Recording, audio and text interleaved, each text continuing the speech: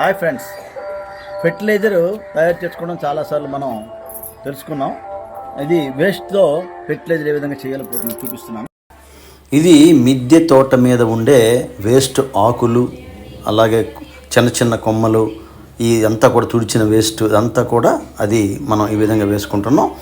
అది దాని తర్వాత ఒక పొరగా వేసుకున్న తర్వాత దానిలో మనం మట్టి చూడండి, ఇది ఆవు పేడ ఘనజీవామృతం. ఆ ఘనజీవామృతం కూడా ఈ మట్టిలో వేసుకుంటాం. ఆ మట్టి అలా వేసుకున్న తర్వాత దీనిలో కొద్దిగా బూడిద వేసుకుంటున్నాం. చూడండి, ఆ బూడిద ఆ తర్వాత ఆ పక్కనే ఉంది వేపాకండి.